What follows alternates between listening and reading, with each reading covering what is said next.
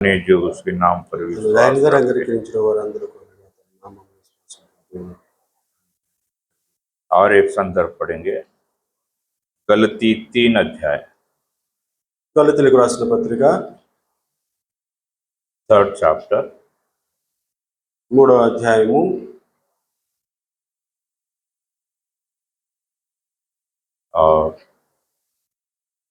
26 verse 26వ వచనం. पढ़ो सबका, क्योंकि तुम सब उस विश्वास के द्वारा जो मसीह यीशु पर है परमेश्वर की संतान। ये 2 वचन के ऊपर हम मनन कर रहे हैं। ఈ రెండు వాక్యముల మీద మనం ధ్యానిద్దాం. यहाँ पर जब हम आराधना के लिए आए हैं तो आराधना का विषय होना हमारे लिए बहुत आवश्यक है। మనం ఇక్కడ ఆరాధించడానికి వచ్చాము. మన కొరకు ఆరాధనకరమైనటువంటి ఆ యొక్క వాక్యం మనకు అవసరమై ఉన్నది. क्योंकि वो विषय को ध्यान रखते हुए हम आराधना कर सकते हैं। ఆ వాక్యమునే మనము ధ్యానించుచు మనము దేవుణ్ణి ఆరాధించు వారముగా ఉన్నాం. यहाँ पर यूहन्ना 1 और 12 में हमने पढ़ा, जितनों ने उसे ग्रहण किया उन्हें परमेश्वर ने अपना संतान होने का अधिकार दिया। ఇక్కడ మనము యోహాను సువార్త 1వ అధ్యాయం 12వ వచనంలో మనం చూసినట్లయితే, తన్ను ఎందరు అంగీకరించిరో వారందరికీ ఆయన పిల్లల అవుటకు ఆయన అధికారం ఇచ్చినని చెప్పబడి ఉన్నది. उसके नाम पर जो विश्वास करते हैं, ఎవరైతే ఆయన నామమున విశ్వసించుచున్నారో परमेश्वर उन्हें अपनी संतान होने का अधिकार देता है। దేవుడు వారికి తన పిల్లల అవుటకు అధికారం ఇచ్చుచున్నాడు. दूसरा संदर्भ हमने पढ़ा गलाती 3:26 में हम पढ़ा कि जो मसीह पर विश्वास करते हैं वो उसकी संतान बनते हैं। ఇక్కడ మనము గలతీయులకు రాసిన పత్రిక 3:26లో మనం చూసి ఉన్నాము, ఎవరైతే ఆయన మీద విశ్వాసం ఉంచుచున్నారో వారు ఆయన సంతానం అవుచున్నారని ఇక్కడ వ్రాయబడి ఉన్నది. ये परमेश्वर की संतान बनना ये परमेश्वर की महान आशीष को प्रकट करता है। ఇక్కడ ఆయన సంతానం అవగటం అంటే ఆయన మన మీద చూపినటువంటి మహత్తరకరమైనటువంటి కృపను ఇక్కడ కనపరుచున్నది. और बाइबल बताते उस महान परमेश्वर को पिता के रूप में प्रकट करती है। ఇక్కడ ఆ గొప్ప దేవుడు మనకు ఇక్కడ తండ్రిగా ఇక్కడ కనపడుచున్నాడు. और दुनिया में बाइबल जो है परमेश्वर को पिता के रूप में प्रकट करती है। और जब कोई व्यक्ति परमेश्वर मसीह के ऊपर विश्वास करता है तब वो परमेश्वर पिता के रूप में जान लेता है। ఎప్పుడైతే ఈ లోకమంతయు మన దేవుణ్ణి తండ్రి రూపంగా ఆయన స్వీకరించున్నది, దాని తర్వాత ఆయన కుమారుని కూడా మీద ఎవరైతే విశ్వాసం ఉంచుతారో ఆ కుమారుడి ద్వారా వారు తండ్రి దగ్గరికి చేర్చబడుచున్నారు. और हमें मालूम है कि प्रभु मसीह ने अपने शिष्यों को जो प्रार्थना करने के लिए सिखाया तब कहा कि तुम इसी रीति से प्रार्थना किया करो। ఎప్పుడైతే తన శిష్యులకు ప్రభువైన యేసుక్రీస్తు వారు బోధించారో ఆయన కూడా చెప్పినది ఏంటంటే ఈ విధముగానే మీరు చేయుడే అని. इस रीति से ఏ విధంగా చేయాలి? हमारे स्वर्गीय पिता మన పరలోకమందున్న తండ్రి परमेश्वर ने प्रभु मसीह के द्वारा सब प्रकार की आशीष हमें दी है। प्रियो, ఆ దేవాతి దేవుడు ఆయన కుమారుడైనటువంటి ప్రభువైన యేసుక్రీస్తు ద్వారా మన మీద సకల ఆశీర్వాదములు ఆయన కుమ్మరించి ఉన్నారు. लेकिन हम उस आशीष के विशाल रूप को नहीं समझ पा रहे। ఆయన కుమ్మరించిన ఆశీస్సులను మనము ఎరుగని వారముగా ఉన్నాం. बहुत सारे लोग परमेश्वर को जानते हैं इसलिए कि हम परमेश्वर के न्याय से बच जाएंगे, इतना ही जानते हैं। అనేక మంది దేవుని మీద విశ్వాసం ఉంచుతున్నారు, ఎందుకంటే వారు తీర్పు నుంచి తప్పించుకోవడానికి అనేటువంటి సాకుతో ఆయన వెంబడించున్నారు. और थोड़ा ये करते हैं कि अभी हम नरक से बच गए, దానికో ఏదో చేసి మేము నరకము నుంచి మా యొక్క ప్రాణమును తప్పింప చేసుకుంటాము అనుకుంటున్నారు. जानते हैं तो हम स्वर्ग में चले जाएंगे, వారు అనుకుంటున్నారు మేము పరలోక రాజ్యంలో ప్రవేశిస్తాము ఈ విధంగా చేయడం ద్వారా. और इन बातों को जब जानने लगते हैं तो हमारे मन में आराधना निकलती है। ఈ విధంగా మనం ఎప్పుడైతే మనము అలా చేస్తున్నామో అప్పుడే నిజమైనటువంటి ఆరాధన మన యొక్క హృదయంలోంచి మనకు బయటకు వస్తూ ఉంటుంది. लेकिन प्रभु मसीह में जो महान आशीष है,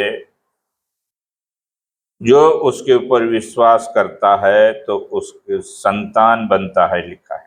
కానీ దేవుని యొక్క వాక్యం మనకి ఏం బోధిస్తుందంటే ప్రభువైన యేసుక్రీస్తు వారి మీద మీరు ఎప్పుడైతే విశ్వాసం ఉంచుతారో ఆ విశ్వాసము మిమ్మల్ని ఆయన దగ్గరికి ఆయన పిల్లలగుటకు అధికారం ఇచ్చుచున్నదని వాక్యం మనకి ఇక్కడ బోధించున్నది. परमेश्वर के संतान बनने का क्या मतलब या क्या क्या बात है, हम देखते हैं। ఆయన मतलब పిల్లలగుటకు ఆయన ఇచ్చినటువంటి అధికారం ఏమిటి, ఆ అధికారము ఉన్నటువంటి రహస్యం ఏంటో మనము చూద్దాం. मतलब संतान बनने का क्या मतलब, उसका तात्पर्य क्या है? ఆయన పిల్లలగటానికి ఉన్నటువంటి ఆ మాట వెనకాల ఉన్నటువంటి తాత్పర్యం ఏమిటి? परमेश्वर हमें संतान बनाकर क्या बताना चाहता है? ఆయన మనల్ని పిల్లలుగా చేసుకొని మనకు ఏమి బోధించాలనుకుంటున్నారు? हम परमेश्वर के वचन में से कुछ बातें देखना चाहते हैं। దేవుని యొక్క వాక్యంలోంచి కొన్ని విషయాలు మనం చూడనై ఉన్నాం. फिर उस बातों को स्मरण करते हुए हम आराधना करेंगे। ఆ విషయాల్ని మనము స్మరించుచు ఆయన దేవుణ్ణి ఆరాధిద్దాం. परमेश्वर के संतान बनने का मतलब परमेश्वर अपनी संतान बनाकर अपना रूप हमें धारण करता है। దేవుడు మనల్ని ఆయన పిల్లలుగా చేసుకొని ఆ పిల్లలు ఎవరైతే అవుచున్నారో వారికి తన రూపమును ఆయన ఇవ్వాలనుకుంటున్నారు. जब कोई संतान बनता है, पैदा होता है, तो वो माता पिता का रूप लेकर पैदा होता है। ఎవరైతే పిల్లలు పుట్టుచున్నారో మొట్టమొదటిగా ఆ పిల్లలు తల్లిదండ్రుల రూపమును ధరించుకున్న వారే జన్మిస్తారు. परमेश्वर की संतान बनना भी यानी परमेश्वर अपना रूप हमें देखना चाहता है जब हम उसकी संतान होते हैं। ఎప్పుడైతే దేవుడు మనకు ఇలాంటి అధికారం ఇచ్చుచున్నాడు ఆయన సంతానం అవటానికి, మనకు కూడా ఇలాంటి అధికారమే ఆయన ఇచ్చుచున్నాడు, ఆయనలాగా మనము ఉండాలి అని. मतलब लोग हमको परमेश्वर के संतान के समान देखे, ये बाइबल चाहती है।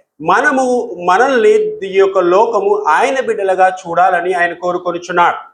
वो माता पिता का रूप धारण पैदा जैसा होता है, वैसा हम परमेश्वर का स्वरूप लेकर इस संसार में जीना है। మనము ఏ విధంగా అయితే తల్లిదండ్రులు మనకు జన్మనిస్తారో వారిలాగా మనం ఉండటానికి ప్రయత్నం చేస్తూ ఉంటాం, వారిలాగానే మనము జీవిస్తాం. क्योंकि परमेश्वर के संतान बनना यानी परमेश्वर अपना रूप हमारे अंदर देखना चाहता है। దేవుడు ఆయన సంతానం అవడానికి ఆయన అధికారం ఇచ్చుచున్నాడు అంటే ఆయనలాగా మనము కూడా మన యొక్క జీవితంలో ఉండాలి అని ఆయన ఆశించుచున్నారు. और जब तक हम परमेश्वर के संतान नहीं बनते, हम किसी की संतान उसकी संतान नहीं है। ఎప్పటి వరకైతే ఆయన బిడ్డలుగా మన యొక్క జీవితాలను మనం మార్చుకోము అప్పటి వరకు మనము చెప్పలేము మేము దేవుని బిడ్డలమని. बाइबल बताती है कि जब तक हम परमेश्वर के संतान नहीं बनते तब तक शैतान की संतान है, बोलता है। ఎప్పటి వరకు దేవుని బిడ్డలుగా మనల్ని మనం మార్చుకోము అప్పటి వరకు మనము గమనించవలసింది ఏంటంటే మనము ఈ లోక సంబంధి అయిన బిడ్డలుగా మనం ఉన్నాము అని. क्योंकि हम पाप में जीते हैं और हम पाप करते हैं जो शैतान हमसे करवाता है। మనము పాపంలో జీవించున్నాము, ఈ లోక సంబంధి అయినటువంటి సాతాను యొక్క చేతిలో ఉన్నాము, ఆయన సంతానం అని మనం గ్రహించాలి. इसलिए प्रभु मसीह कहता है कि तुम शैतान की संतान हो। అందుకే దేవుడు అంటున్నాడు మీరు సాతాను సంబంధులై ఉన్నారు మీరు అని.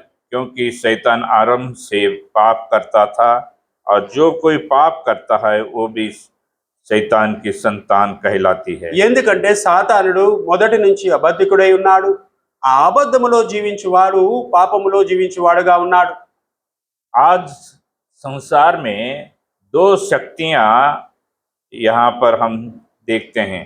ఈ యొక్క లోకంలో ఈ యొక్క దినాన రెండు శక్తులు జనుల మీద అధికారము చేయుచున్నవి. एक तो परमेश्वर की शक्ति, दूसरी शैतान की दुष्ट शक्ति जो आज संसार में राज कर रही है। ఒకటి దేవుని యొక్క శక్తి అయి ఉన్నది, రెండవదిగా మనం చూసినట్లయితే ఈ లోకపు సంబంధి అయినటువంటి సాతాను శక్తి అయి ఉన్నది. और हम देखते हैं कि प्रभु उन लोगों से स्पष्ट कहता है जो प्रभु के से वाद विवाद करते हैं। ఎవరైతే దేవునితో వాద వివాదములు చేయించినా వారితో దేవుడు ఈ విధంగా స్పష్టంగా చెప్పుచున్నాడు.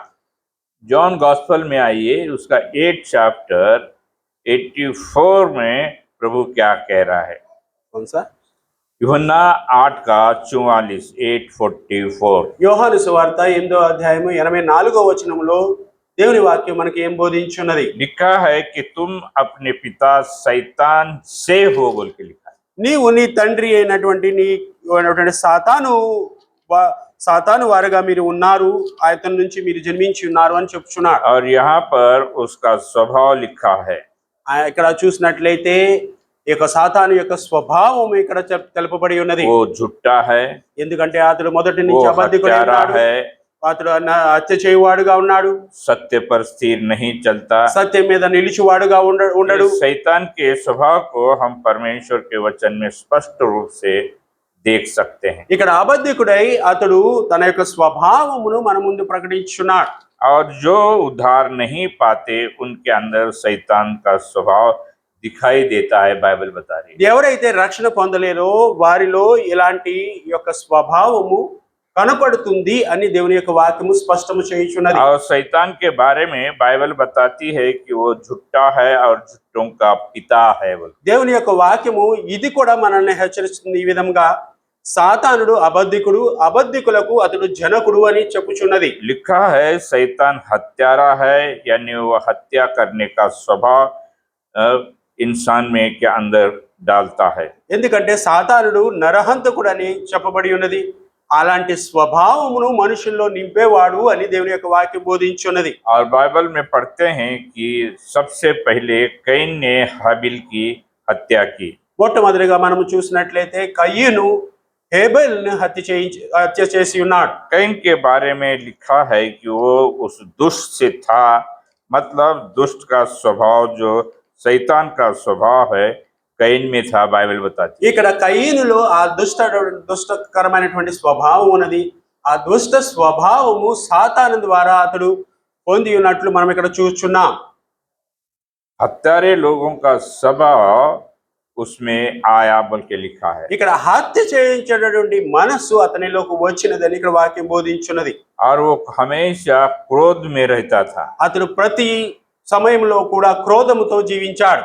और क्रोध तो बाइबल बताता है कि हर एक मनुष्य में है, पर वो क्रोध वो कंट्रोल के बाहर है, बाइबल बताती है। క్రోధం అనేది ప్రతి ఒక్క మనిషిలో ఉంటుంది, కానీ క్రోధమును కంట్రోల్ చేసుకునే వాడే దేవుని బిడ్డగా నిలవగలడు. कैन के अंदर इतना क्रोध आया कि अपने क्रोध को खुद कंट्रोल नहीं कर ఇక్కడ पाया। కయ్యనులో వచ్చినటువంటి క్రోధము, ఆ కోపం అనేది అతడు దాన్ని కంట్రోల్ చేసుకోలేకపోయాడు. आप समझ सकते हैं कि शैतान इंसान को कितना अपने कंट्रोल में रखता है। ఇక్కడ మనకు అర్థమవుతుంది సాతానుడు మనిషిని ఏ విధంగా కంట్రోల్ చేస్తున్నాడు.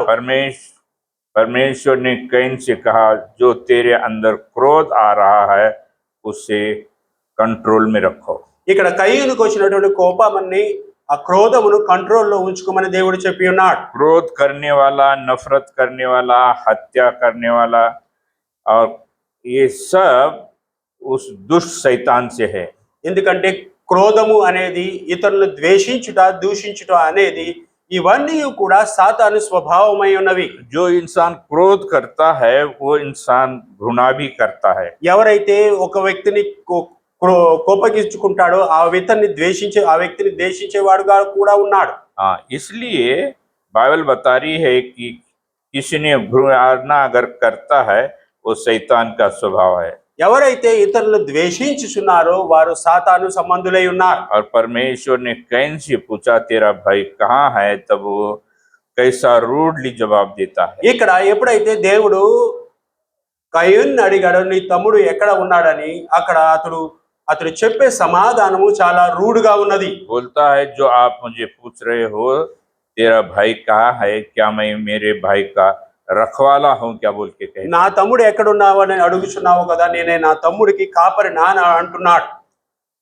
वो उसने भाई को छुपाने की कोशिश करता है। ఇక్కడ తన తమ్ముడిని దాచడానికి ప్రయత్నం చేయుచున్నాడు. ऐसा स्वभाव शैतान का स्वभाव होता है, जो क्रोधी होता है। ఈ విధమైనటువంటి స్వభావము సాతానుదై ఉన్నది.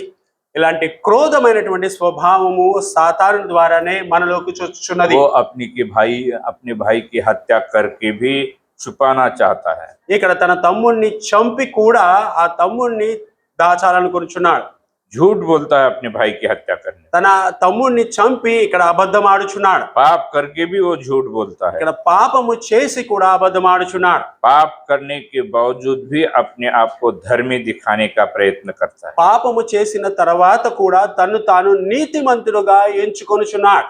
प्रिय भाई बहनों, प्रभु मसीह ने यहूदियों को कहा कि तुम अपने पिता शैतान से हो। అందుకే మన ప్రభువైన యేసుక్రీస్తు వారు ఈ మాట అనవలసి వచ్చినది. ఇశ్రాయేలు యొక్క జనాంగంతో మీరు మీ యొక్క తండ్రి అయినటువంటి సాతాను సంబంధులై ఉన్నారు అని. और अपने आप को वो लोग इब्राहिम के संतान समझते थे। వీరు స్వయముగా తమను తాము అబ్రహాము సంతానం అని చెప్పుకునేవారు. बाहर से अच्छा ड्रेस, बाहर से सारे एकदम प्रभु मसीह जैसा देखते थे, मूसा जैसा देखते थे। బయట వస్త్రధారణ వేషధారణ మనము చూసినట్లయితే వారు గొప్పగా ఒక ప్రవక్తల్లాగా, మోషే లాంటి ప్రవక్తల్లాగా తమ వేషధారణ వేసుకుని ఉండేవారు. बाहर से व्यक्ति कैसा भी हो प्रियो, लेकिन अंदर उसका स्वभाव कैसा है उसके ऊपर बहुत डिपेंड होता है। బయట నుంచి మనం ఎలాగైనా కనపడవచ్చు, కానీ మన అంతరంగములో ఉన్నటువంటి ఆ యొక్క స్వభావం అనేది మనల్ని దేవుని దగ్గరికి తీసుకుని వస్తుంది. इसलिए बाइबल हमको यहाँ पर ये बता रही है, అందుకే దేవుని యొక్క వాక్యము ఈ కొన్ని విషయాలు మనకు బోధించున్నది. ऐसे लोगों को परमेश्वर ने अलग किया है और हमें किस रीति से इस संसार से अलग किया है। అందుకే దేవుడు మనల్ని ఈ లోకంలో నుంచి వేరు చేసి మనల్ని ఏర్పరచుకొని మనల్ని ఈ యొక్క లోకము నుంచి ఆయన రక్షించెను.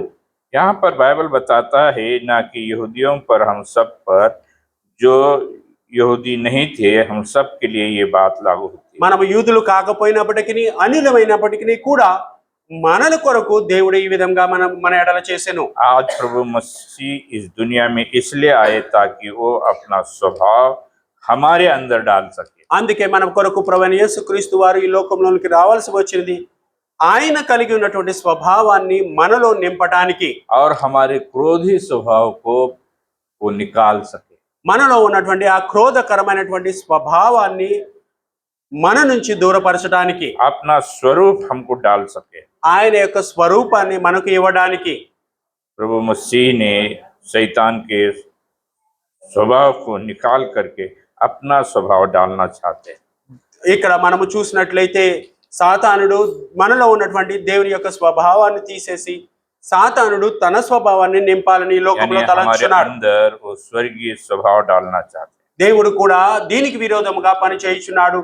సాతాను యొక్క స్వభావాన్ని మనుషులు ఏదైతే వ్యాపించిందో దాన్ని తీసి ఆయన తన స్వభావాన్ని నింపాలనుకుంటున్నాడు. मतलब हमारे अंदर का पुराना स्वभाव निकल जाता है और एक नया स्वभाव हमारे अंदर आता है। ఈ విధముగా దేవుడు మన ఎడల చేయటం ద్వారా మన పాత స్వభావాన్ని మనం విడిచి ఒక నూతనమైనటువంటి స్వభావాన్ని, అంటే దేవుని యొక్క స్వభావాన్ని మనం ధరించుకొనుచున్నాం. नया स्वभाव यानी नया स्वरूप, नया स्वभाव को जो पाप से घृणा करने वाला ఈ स्वभाव, నూతన స్వభావము అంటే ఏదైతే పాపమును అది ద్వేషించేదిగా ఉన్నదో అలాంటి స్వభావమును దేవుడు మనకు ఇచ్చుచున్నాడు.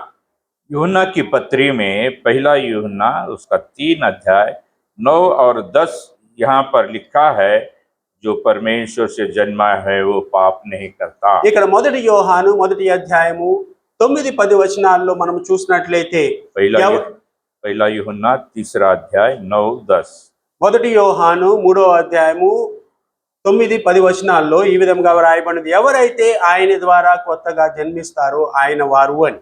क्योंकि परमेश्वर का बीज उसमें रहता है। ఎందుకంటే కొత్తగా జన్మించిన తర్వాత నూతనకరమైనటువంటి ఆ యొక్క స్వభావము వారు కలిగి ఉంటారు. इस तरह से परमेश्वर की संतान हम जाने जाते हैं। ఈ విధముగా కొత్త వేరు మనము కలిగి ఉండటం ద్వారా ఆయన బిడ్డలుగా మనము ఈ లోకంలో చెప్పబడుచున్నాం. परमेश्वर के संतान पाप करने की इच्छा नहीं रखते, ఎందుకంటే దేవుని బిడ్డలైన తర్వాత మనకు పాపము చేయవాలన్నటువంటి ఆలోచన మనలో ఉండదు. अभी सवाल ये है कि अगर हम पाप नहीं करते तो भी हमारे अंदर कभी कभी पाप निकलता है। మనము కొన్నిసార్లు మనం పాపం చేయకుండా జీవించున్నప్పటికీ కూడా ఆ लेकिन స్వభావము మనల్ని పాపముల్లో ప్రేరేపించేదిగా ఉన్నది. लेकिन परमेश्वर के वचन के अनुसार हम परमेश्वर की संतान है, बाइबल बता रहा है। కానీ దేవుని యొక్క వాక్యం మనకు బోధించున్నది మనము వాక్యానుసారముగా ఆయన యొక్క సంతానమై ఉన్నాము అని. एक बात है, जो परमेश्वर का बीज हमारे अंदर रहता है, यानी बीज मतलब स्वभाव है जो हमें पाप करने से रोकता है। మనము ఆయన యొక్క గింజగా ఉన్నాము. ఆయన ఉన్నటువంటి ఆయన నాటినటువంటి గింజగా ఉన్నాము. ఆ గింజ మనలో కొత్తదనాన్ని అది పుట్టించేదిగా ఉన్నది. और जो गलती से पाप हो जाता है, ये पवित्र आत्मा जो हमारे अंदर है, हमको कायल कर कर उसके लिए पछतावा। మనము తెలియకుండా ఏదన్నా తప్పు చేస్తే దేవుడు ఉంచినటువంటి ఆ యొక్క పరిశుద్ధాత్మ మనల్ని హెచ్చరించేదిగాను మనల్ని ఆపేదిగాను ఉన్నది. प्रिय भाई बहनों, ये बहुत बड़ी बात है जो परमेश्वर ने हमें अपनी संतान बनाया है। ఇది చాలా గొప్ప మాట అయి ఉన్నది. ఆయన సంతానముగా మనల్ని చేసిన తర్వాత మనకు అనుగ్రహించేటటువంటిదిగా ఉన్నది ఇది. और हम देखते हैं इस तरह से, हम वचन में पढ़ते हैं कि एक दिन आएगा कि हम संपूर्ण रीति से बदल जाएंगे। ఒకానొక దినము రానై ఉన్నది. ఆ యొక్క దినమున మనము సంపూర్ణముగా ఆయన స్వభావాన్ని ధరించి వారముగా ఉన్నాం. यहाँ पर हम पहला यूहन्ना में 3 अध्याय का 2 वचन देखते हैं। ఇక్కడ మొదటి యోహాను पहला यूहन्ना 3 अध्याय 2 वचन। 3వ అధ్యాయము 2వ వచనంలో ఈ యొక్క మాటలు మనం చూడవచ్చు. यहाँ पर हम देखते हैं कि हम उसके समान हो जाएंगे बोल के लिखा है। మనము ఆయన స్వరూపమును ధరించెదము అని ఇక్కడ రాయబడి ఉన్నది. और कहता है एक दिन हमें निर्दोष निष्कलंक करके अपने सामने खड़ा करेगा। ఆయన సమానముగా మనం ఒక దినమున మారెదము. ఆయన ముందు మనము నిర్దోషులుగాను నిష్కలంకులుగాను ఆయన నిలిపెదరు అని ఇక్కడ చెప్పబడి ఉన్నది. मतलब उसके संपूर्णता में हमें एक दिन लाएगा। ఆయన సంపూర్ణతలో మనల్ని ఒకానొక దినమున ఆయన నిలుపువాడుగా ఉన్నాడు. और हमारे लिए परमेश्वर की संतान हम बना करके जो आशीष देता है, वो आशीष यानी उसके स्वरूप में हमें बदलता है। ఆయన మనల్ని ఒకానొక దినముగా ఆయన ఎదుట నిలుపువాడుగా ఉన్నాడు. ఆయన స్వరూపాన్ని స్వభావాన్ని దయచేసి ఆయన దగ్గర ఉన్నటువంటి ప్రతి విధమైన ప్రత్యేకతలను మనలో నింపువాడుగా ఉన్నాడు. उसके गुणों से हमें भर देता है। ఆయన తన యొక్క గుణములతో మనల్ని నింపువాడుగా ఉన్నాడు. इस तरह से परमेश्वर की संतान और दुष्ट की संतान जानी जाती है, परखी जाती है। ఈ విధముగా దుష్టుని యొక్క సంబంధికులు ఎవరు, దేవుని సంబంధికులు ఎవరు అనేది ఈ లోకము తెలుసుకుంటుంది. दूसरी बात यह है कि परमेश्वर अपनी संतान बनाकर हमें अपने करीब ले आता है। ఈ విధముగా ఆయన తన బిడ్డలుగా మనల్ని చేసుకొని ఆయన సమీపముగా మనల్ని పిలుచుచున్నాడు. ये दूसरी बात है जो हम आराधना के लिए ले सकते हैं। ఇది రెండో విషయమై ఉన్నది. ఆయన మనల్ని సమీపముగా పిలుచుచున్నాడు అని అనే విషయమై ఉన్నది. परमेश्वर अपनी संतान बनाकर हमें अपने करीब ले आता है। ఆయన మనల్ని ఆయన పిల్లలుగా చేసుకొని ఆయన సమీపముగా మనల్ని చేర్చుకొనుచున్నాడు. जैसा शैतान पैदा होने से अपने माता पिता के, जैसा संतान पैदा होने से अपने माता पिता का स्वरूप लेके पैदा होता है, फिर स्वभाव होता है, इस तरह से प्रभु अपने लोगों के अंदर करता है। ఏ విధంగా అయితే పిల్లలు పుట్టిన తర్వాత వారు తల్లిదండ్రులకు సమీపముగా వారు ఉంచబడతారు, మనము కూడా ఒకానొక దినమున ఆయన స్వరూపమును ధరించిన తర్వాత మనము కూడా ఆయన హక్కున చేర్చుకోవాలని ఆయన ఆశ ఉన్నది. और हम देखते हैं ये बात कितनी अच्छी है कि करीब लाने के द्वारा प्रभु को कितना खुशी मिलती है। ఆయన మనల్ని తన హక్కున చేర్చుకున్న తర్వాత మనము ఆయన సమీపమైన తర్వాత మనం చూసి ఆయన ఆనందించేవాడుగా ఉన్నాడు. मतलब जो करीब लाने से दोनों को भी वो खुशी मिलती है। ఆయన మనల్ని సమీపంగా చేర్చుకున్న తర్వాత మనల్ని చూసి ఆయన సంతోషించేవాడుగా ఉన్నాడు. और माता पिता के गोद में रहना, उसकी संगति में रहना बहुत बड़ी आशीष है। ఆయన కౌగిలిలో ఉండుట, ఆయన మనల్ని ఈ విధంగా ఆయన హక్కును చేర్చుకుంట ఆ యొక్క విషయమును చూసి ఆయన సంతోషించేవాడుగా ఉన్నాడు. इसलिए इफिसी की पत्री में हम पढ़ते हैं कि जब हम अन्य जाति थे तब हम परमेश्वर से दूर थे बोल के लिखा। అందుకే ఎఫెసీయులకు రాసిన పత్రికలో మనకు ఈ యొక్క మాటలు చెప్పబడి ఉన్నది, మనము అన్యులుగా ఉన్నప్పుడు ఆయనకు దూరస్తులుగా మనము ఉన్నాము అని. क्योंकि हम प्रभु को जानते ही नहीं थे। మనము ఎందుకంటే ఆయన ఎరుగని వారముగా ఉన్నాం. देखो इफिसियों की पत्री 2 अध्याय उसका 17 और 18 वचन यहाँ पर क्या बताता है। ఎఫెసీయులకు రాసిన పత్రిక 2వ అధ్యాయము 17, 18 వచనాలు మనకు ఏం బోధించుచున్నవి? इफिसियों की पत्री 2 अध्याय 17 और 18 वचन ఎఫెసీయులకు రాసిన పత్రిక 2వ అధ్యాయము 17, 18 వచనాలు. लिखा है, परमेश्वर आकर तुम्हें जो पहले दूर थे उन्हें जो निकट हो दोनों को मेल मिलाप का सुसमाचार सुनाया। మొదట మనము దూరస్తులుగా ఉన్నప్పటికీ ఇప్పుడు ఆయన మనల్ని సమీపస్తులుగా చేసి మన మధ్య ఆయన మధ్యవర్తిగా ఉండి మనల్ని ఏకము చేసి ఉన్నాడు. दूर कौन थे निकट कौन थे, इसे हम इस प्रकार समझ सकते हैं। దూరస్తులుగా ఎవరు ఉన్నారు, దగ్గరగా ఎవరు చేర్చబడ్డారు, ఈ విషయం బట్టి మనం అర్థం చేసుకోగలము. पहले के जमाने में दूर जो बात कही गई इसे अन्य जाति कहलाते थे। ఎవరైతే మొదటిగా మనం చూసినట్టు దూరస్తులుగా ఎవరైతే ఉన్నారో వారిని ఇక్కడ మన దేవుని యొక్క వాక్యంలో వారిని అన్య జనులుగా ఇక్కడ చెప్పబడి ఉన్నది. और निकट के लोगों को यहूदी कहलाते थे। ఎవరైతే దగ్గరగా ఉన్నారో దేవుని యొక్క వాక్యంలో వారిని మనం చూస్తే వారు ఇశ్రాయేలు జనాంగముగా ఉన్నారు. लेकिन सुसमाचार को दोनों को दिया गया। కానీ ఇక్కడ ఇద్దరికి చూసినట్లయితే ఇద్దరికి కూడా దేవుని వాక్యం అనేది పంచబడినది. आज हम कहते हैं कि जो दूर जो है वो प्रभु को जानते नहीं है, वो लोग हैं, और निकट जो है जो प्रभु मसीह के नाम से जानते हैं। దూరస్తులుగా ఉన్నవారు దేవుని ఎరుగని వారిగా ఉన్నారు. అయితే సమీపముగా ఎవరైతే ఉన్నారో, ఎవరైతే యూదులుగాను ఇజ్రాయేలుగా జనాంగంగా ఉన్నారో వారు దేవుని తెలుసుకొని ఉన్నారు. मतलब अभी हम परमेश्वर की संतान हैं। మనము ఇప్పుడు చూసినట్లయితే మనము సమీపస్తులుగా వచ్చి ఉన్నాము అంటే మనము దేవుని బిడ్డలమై ఉన్నాం. क्योंकि परमेश्वर की ने अपने आत्मा के कार्य उनके जीवन में रखा है। ఎందుకంటే దేవుడే స్వయముగా తను చేసినటువంటి ఆత్మ కార్యములను వారి మధ్య ఉంచి ఉన్నాడు. उसके जीवन में कार्य होना है तो वो परमेश्वर की संतान बन सकता है। ఎప్పుడైతే మన జీవితంలో ఆయన కార్యములను మనము చూస్తామో అప్పుడే మనము ఆయన యొక్క బిడ్డలుగా మనము लेकिन చెప్పబడగలము. जिन्होंने प्रभु मसीह को ग्रहण नहीं करता है वो परमेश्वर की संतान नहीं हो सकता। ఎవరైతే దేవుణ్ణి ఈ విధముగా తమ యొక్క హృదయాల్లో స్వీకరించరో వారు దేవుని బిడ్డలని చెప్పుకోలేరు. परमेश्वर का भी ये अच्छा लगा कि परमेश्वर के हम संतान कहलाए।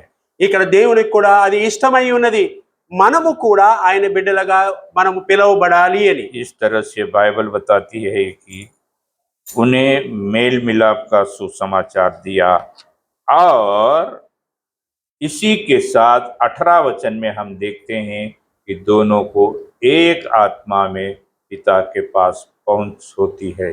అందుకే ఇక మనం ఇక్కడ చూడవచ్చు దేవుని యొక్క వాక్యంలో ఇలాంటి మనసుని దేవుడు మనకి ఇచ్చి ఆయన మేలుతో మన యొక్క హృదయములను నింపి ఆయన మనల్ని సమీపస్తులుగా నిలిపెను అని. मतलब एक आत्मा में पिता के पास पहुंच होती है। ఏక మనస్సును కలిగిన వారమై మనమందరము కూడా సమీపస్తులుగా చేర్చబడి ఉన్నాం. मतलब परमेश्वर की संतान बनने के द्वारा आप और मैं उसके समीप लाए जाते हैं। ఆయన సమీపస్తులుగా వచ్చి ఆయన బిడ్డలుగా మనము ఈ విధముగా సమకూర్చబడి ఉన్నాం. और 19 वचन में उसके घर में लाए जाते हैं। 19వ వచనంలో మనము చూసినట్లయితే ఆయన యొక్క మందిరంలోనికి ఆయన యొక్క ఇంటిలోనికి మనము రప్పించబడి ఉన్నాం. और हमें स्वदेशी और परमेश्वर के घराने के होते हैं। ఈ విధముగా రప్పించబడి మనము స్వదేశీయులుగాను అలాగే ఒక ఇంటి వారముగాను మనం పిలువబడుచున్నాం. परमेश्वर हमारा एक आत्मिक घराना एक मंडली के रूप में हमें देता है। ఈ విధముగా ఆయన ఒక ఆత్మికమైనటువంటి కుటుంబముగాను ఆయన ఇంటి వారుగాను మనల్ని ఆయన చూస్తున్నాడు. ये जो ना कि खाली स्थानिक मंडली है पर विश्वव्यापी मंडली को भी प्रकट करता है। ఇది మనము చూసినట్లే స్థానికమైనటువంటి సంఘమనే కాదు ఈ ప్రపంచంలో ఉన్నటువంటి దేవుని యొక్క ఇంటి వారముగా మనము ఈ విధంగా మనము పిలువబడుచున్నాం. परमेश्वर हमें समीप लाकर आता है, मतलब केवल उसके समीप ही नहीं पर विश्वासी को उसके बच्चों को समीप लाता है। ఈ విధముగా దేవుడు మనల్ని ఆయన సమీపంగా చేర్చున్నాడు. సమీపంగా చేర్చడమే కాదు ఆయన మనల్ని హత్తుకొనుచు ఆయన సంతానముగాను ఆయన బిడ్డలుగాను ఉండేటటువంటి హక్కును ఆయన మనకు ఇచ్చుచున్నాడు. बाइबल की संगति में बाइबल बताती है परमेश्वर की संगति में आनंद और भरपूरी होती है। ఎందుకంటే దేవుని యొక్క సాంగత్యంలోనే మనము ఆ నిండినటువంటి ఆ యొక్క ఆశీస్సులతోనూ ఆ యొక్క దయా కృపతో మనం నింపబడతాం. परमेश्वर ने हमें अपने समीप लाकर अपनी संगति का आनंद हमें दिया है। ఆయన మనల్ని సమీపస్తులుగా చేర్చి ఆయనలో ఉన్నటువంటి ఆ యొక్క పరలోకపు ఆనందాన్ని మన యొక్క జీవితాల్లో ఆయన నింపి ఉన్నాడు. उसके संगति का सुख हमें दिया है। ఆయన యొక్క సాంగత్యం యొక్క ఆ యొక్క ఆ మధురమైనటువంటి ఆ సుఖమును మనకు ఆయన అనుగ్రహించి ఉన్నాడు. उसके घराने में लाया है। ఆయన యొక్క ఇంటిలోకి మనల్ని ఆహ్వానించి ఉన్నాడు. इसलिए आप और मैं परमेश्वर की आराधना करते हैं। ఈ విధముగా మనము ఈ విషయాన్ని మనము జ్ఞాపకం చేసుకొని మనము ఆ దేవుణ్ణి మనం ఆరాధిద్దాం. जो परमेश्वर के घराने के लोग बनाया है और हमें मंडली में लाया है। ఈ విధముగా ఆయన మనల్ని పిలిచి తన ఇంటివారిగా చేసుకోవడమే కాదు, తన గృహములో ఆయన మనల్ని నిలిపి ఉన్నాడు. परमेश्वर की संतान बनाना यानी परमेश्वर अपना रूप उसमें डालना। మనల్ని ఆయన బిడ్డలుగా చేసుకున్నాడు అంటే ఆయన యొక్క రూపమును మనలో ఆయన నింపి ఉన్నాడు. ये पहली बात हमने देखी। మొదటి మాటగా మనం దీన్ని చూసి ఉన్నాం. और दूसरी बात हम परमेश्वर अपना स्वभाव उनके अंदर देखना चाहिए। రెండవదిగా మనము చూసి ఉన్నాము తన యొక్క స్వభావాన్ని ఆయన మనలో నింపి ఉన్నాడు. वो दोनों बातों को स्मरण करते हुए हम आराधना करना है। ఈ రెండు విషయాల్ని మనము జ్ఞాపకం చేసుకొని మనము దేవుని ఆరాధిద్దాం. देखो दूसरा करंथी में 6 अध्याय 16 और 18 वचन। రెండవ కొరింథీయులకు రాసిన పత్రిక 6వ అధ్యాయము 18వ వచనం, 16 और 18 वचन। 16 నుంచి 18 వచనాలు. 18 वचन में लिखा है, मैं तुम्हारा पिता हूँगा और तुम मेरे बेटे बेटियां होंगे। నేను మీకు తండ్రిని అయ్యుందును, మీరు నాకు కుమారులు కుమార్తెలుగా పిలువబడెదరు అని అంటున్నాడు. और 16 वचन में कहता है, उनमें बसूंगा और उनमें चला फिरूंगा। 16వ వచనంలో చెప్తున్నాడు, నేను వారి మధ్య నివసించదును, వారు నా ప్రజలై నా జనులై ఉందురు అంటున్నాడు. मतलब वो पिता वो अपने बीच में रहता है। इस कारण हम आप और मैं उस पिता को धन्यवाद करते हैं। ఆ తండ్రి మన మధ్య నివసించువాడుగా ఉన్నాడు. ఆ తండ్రి మన మధ్య నివసించడం ద్వారానే మనము ఆయన సంతానముగా చెప్పబడుచున్నాం. क्योंकि उसने हमें अपनी संतान बनाया है। ఎందుకంటే ఆయనే తన యొక్క సంతానముగా మనల్ని ఆయన ఎంచుకొని ఉన్నాడు. हमें निकट लाकर उसकी संगति में जोड़ा है। ఆయన మనల్ని సమీపస్తులుగా చేర్చుకొని ఆయన దగ్గర మనల్ని పెట్టుకొని ఉన్నాడు. संतान बनने का तीसरा भेद देखकर हम आराधना में जाएंगे। సంతానం అవడానికి మూడవ ఆ యొక్క భేదమును మనము చూసి, తాత్పర్యమును చూసి మనము ఆరాధనలోకి వెళదాం. मतलब संतान जो पिता के मिरास में भागीदार होता है। ఎందుకంటే సంతానము అనేది ఆయన యొక్క మహిమలోకి ఆయన మనల్ని చేర్చేదిగా ఉన్నది. मतलब पिता का जो कुछ है वो सब संतान का है प्रिय। ఏదైతే పిల్లలు కలిగి ఉంటారో అదంతా, ఎవరైతే తండ్రి కలిగి ఉంటాడో అదంతా పిల్లలకు కూడా దాని యొక్క స్వాస్థ్యం పొందుతారు. परमेश्वर ने हमें इसलिए बनाया है कि जो परमेश्वर की महिमित मिरास जो है हमें वो दे सके। అది దేవుడు ఇచ్చినటువంటి ఆ మహిమ కలిగినటువంటి ఆ యొక్క మహిమను మనకు ఆయన అనుగ్రహించాలనుకుంటున్నాడు. वचन में पढ़ते हैं कि जो राज परमेश्वर ने जो तैयार किया है, परमेश्वर अपने स्वर्गदूत को नहीं दिया, पर परमेश्वर ने उस राज को अपने संतान को यानी हमें दिया है। ఆయన తన స్వరూపాన్ని ఆ పరలోకమున ఉన్నటువంటి దేవదూతలకు ఇవ్వలేదు, కానీ ఆయన మట్టితో చేసినటువంటి నరులకు ఆయన యొక్క తన స్వరూపాన్ని ఇచ్చి ఉన్నాడు. परमेश्वर का राज जो महिमित राज है प्रिय। ఆయన మా రాజ్యము మహిమతో నిండినటువంటి రాజ్యముగా ఉన్నది. पहला पत्रस में మొదటి పేతురు पहला अध्याय 3 और 4 वचन यहाँ पर हम మొదటి అధ్యాయము 3-4 వచనాల్లో ఈ మాటలు రాయబడి ఉన్నవి. लिखा है, परमेश्वर ने हमें नया जन्म दिया है, ఆయన కొత్త జన్మను మనకు ఆయన అనుగ్రహించి ఉన్నాడు. इसलिए कि वचन 4 में एक अविनाशी निर्मल और अजर मिरास हमें दिया है। ఈ విధముగా మహిమ కలిగినటువంటి ఆ యొక్క మహిమాశ్వర్యమైనటువంటి ఆ యొక్క జీవమును మనలో ఆయన నింపి ఉన్నాడు. ये जो मिरास है, अविनाशी निर्मल अजर मिरास जो है, हमारे प्रभु ने हमारे लिए स्वर्ग में रखी है। ఈయన పరలోకమందున్నటువంటి ఆ యొక్క మహిమ కలిగినటువంటి నిత్యము నిలిచినటువంటి ఆ మహిమైశ్వర్యమును ఆయన మన కొరకు ఆయన మన యొక్క జీవితాల్లో ఆయన నింపి ఉన్నాడు. दुनिया की रीति से माता पिता का मिराज जो है वहां पर सब खत्म हो जाता है। ఈ లోకంగా చూసినట్లయితే ఎవరైతే తల్లిదండ్రులు ఉన్నారో వారు ఇచ్చేటటువంటి మనకు ఆ యొక్క మహిమ అనేది కొద్ది దినాల్లో అది వాడిపోతుంది. चाहे कितना भी अच्छा घर हो, कितना सब कुछ हो, ये सब मिट जाता है। అది మనకు ఎంత మంచి ఇల్లు ఇచ్చినప్పటికీ కూడా అది కొన్ని దినాల్లో అది అది వాడిపోతుంది. परमेश्वर ने जो मिराज देने का वायदा हमें किया है, ఏదైతే మహిమను మనకు ఆయన అనుగ్రహించున్నాడో అది నిరంతరం మనతో నిలపబడుతుంది. वो विनाशी, निर्मल और अजर मिराज है भाई बहनों। అది నిరంతరము నిలిచుదుగాను మనతో ఉండేదిగాను ఉన్నది. और हम देखते हैं प्रभु मसीह लूका 12:32 में क्या कहते हैं। లూకా 12వ అధ్యాయము 32వ వచనంలో మనకు ఈ దేవుని యొక్క వాక్యం ఏం చెప్పుచున్నది. वेट करो, बैठो बैठो, उधर चेयर में बैठो 2 मिनट, पानी पियो, बैठ के दे दो। ये चल रहा है.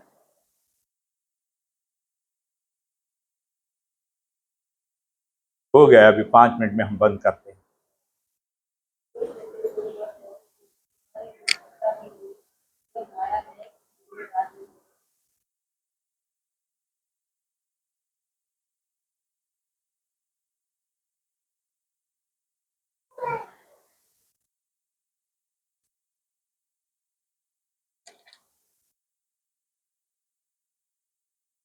खत्म करते हैं। यहाँ पर लिखा हुआ है, तुम्हारे पिता को ये भाया है कि तुम्हें राज दे। నీ దేవునికి అనుగ్రహమై ఉన్నది నీకు రాజ్యము ఇవ్వాలి అని. मतलब वो मिराज जो उसके बच्चे को, उसके संतान को है, उसको वो दे। ఆయన పిల్లలకు ఆయన వారు కావటకు ఆయన అధికారం ఇచ్చున్నాడు. परमेश्वर ने ये सब आने वाले युग में स्वर्गदूतों को नहीं, पर मनुष्य जो उसने उसका अपनी संतान बनाया उसको दे रहा है। ఆయన రానైన తరములో ఆయన తన పిల్లలకు ఇలాంటి అధికారం ఆయన ఇచ్చున్నాడు. परमेश्वर की मिराज उस मिट्टी से बने हुए संतान जो प्रभु मसीह के लहू के द्वारा जो परमेश्वर के पास आकर ग्रहण करते हैं, उनके लिए ये मिराज है। మట్టితో నిర్మింపబడిన మనము ఆయన పిల్లలుగా మనము ఆయన దేవునిగా మనము స్వీకరించున్నాము. పిల్లలగుటకు ఆయన మనకు ఆ యొక్క అధికారాన్ని మనకు ఆయన అనుగ్రహించున్నాడు. परमेश्वर का राज हम अपने आँखों से नहीं देखा, लेकिन उस समय देखेंगे। కానీ మన యొక్క కళ్ళతో ఆయన యొక్క పరలోక రాజ్యాన్ని మనమైతే చూడలేదు, కానీ ఒకానొక దినమున ఆయనతో పాటు మనము ఆ యొక్క రాజ్యమును మనము చేరువారముగాను చూసువారముగాను ఉన్నాం. उस राज के विषय में बाइबल बताती है। ఆ యొక్క రాజ్యమును గురించే దేవుని యొక్క వాక్యం మనకు బోధించున్నది. हम प्रभु को धन्यवाद देते हैं कि प्रभु सब कुछ अपने भक्तों के लिए किया है। ఆయన తన బిడ్డలకును తన పిల్లలుగా అధికారము ఎవరికైతే అనుగ్రహించాడో వారి కొరకే ఇవన్నీ కూడా ఆయన చేసి ఉన్నారు. बाइबल बताता है परमेश्वर ने उस राज को अपने आँखों से जो नहीं देखा, लेकिन उस राज को बारे में प्रभु मसीह अनेक दुष्टत्वों के द्वारा हमें समझाया है। ఆయన మనము ఈ చూడనటువంటి ఆ రాజ్యమును గురించి అనేకమైనటువంటి ప్రవక్తల ద్వారా ఆయన బోధించున్నాడు. అలాగే దేవుని యొక్క వాక్యములో అనేక చోట్ల మనకు దాన్ని రాసి మన కొరకు ఆయన ఉంచి ఉన్నారు. ये बात हमको समझना है ఈ యొక్క మాటలు మనం జ్ఞాపకం చేసుకోవాలి. और हम प्रभु को धन्यवाद करना है, ఈ విధంగా మనం ఆయన నామమును స్తుతించాలి. क्योंकि परमेश्वर की ये इच्छा है। ఎందుకంటే దేవుని యొక్క చిత్తమై ఉన్నది ఇది. इस कारण जब हम प्रतिदिन उसके चरणों में बैठकर प्रार्थना करते हैं, आराधना करते हैं, वचन पढ़ते हैं, ये अद्भुत आनंद हमें मिलता है। ప్రతిదినము ఆయన యొక్క సన్నిధిలో ఈ విధంగా మనము నిలవబడి ఆయన సన్నిధిలో ఈ విధంగా మనము ఆరాధించున్నాము. అది ప్రతిదినము కూడా మన యొక్క జీవితంలో ఒక కొత్త అధ్యాయముగా ఉన్నది. क्योंकि हम प्रभु के संतान हैं। ఎందుకంటే మనము దేవుని బిడ్డలమై ఉన్నాం. प्रभु हमें उसमें आनंद देता है। దేవుడు ఈ విధముగా మన యొక్క జీవితాల్లో ఆ యొక్క సంతోషాన్ని అనేది నింపుచున్నాడు. ऐसा आपके जीवन में नहीं है तो आपको वो आनंद नहीं है। అలాగా మీ యొక్క జీవితాల్లో ఆ యొక్క సంతోషంతో నింపబడలేదు, మీరు దేవునిలో నిలవబడలేదు. लेकिन धन्यवाद हो जिनके हृदय में प्रभु बसा है, उद्धार मिला, उनके धन्य- लिए ये आनंद है। ధన్యవాదములు తెలుపుదాము. మనలో దేవుడు ఇలాంటి సంతోషంతో మన యొక్క జీవితాన్ని నింపాడు. మనమే ఆ యొక్క సంతోషమును వ్యక్తపరచు ఆయన ఆరాధిద్దాం. क्योंकि हम दौड़ते हुए पिता के घर में आकर उसकी आराधना करते हैं। మనము పరిగెత్తుచు ఆయన యొక్క సన్నిధిలోనికి వచ్చి మనం ఆయన ఆరాధించున్నాం. हमको इतनी बड़ी आशा दी है कि जब हम उस देह को, इस देह को जो त्याग देंगे, हमारे लिए महिमा मिरास सुरक्षित रीति से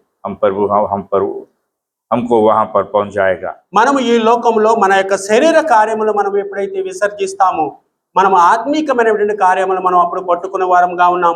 ఆత్మిక కార్యములు మనం పట్టుకుంటాము.